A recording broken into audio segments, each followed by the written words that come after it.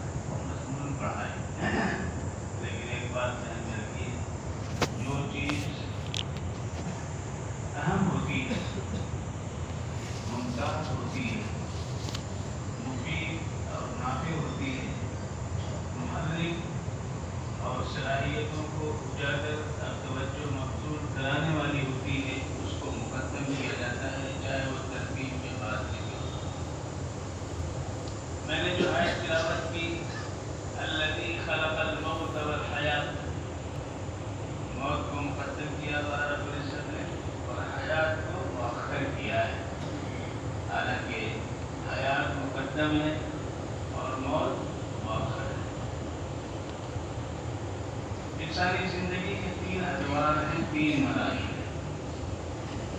ایک عالم ارواح ہے، اس میں اللہ رب العزت نے جب حضرت آدم کو پیدا کیا اسی زمین پر ان کو پیدا کیا، اسی مٹی سے ان کو پیدا کیا. ساری زمین کی مٹی کا خلاصہ ان کی تخلیق کے اندر اسے شامل کیا.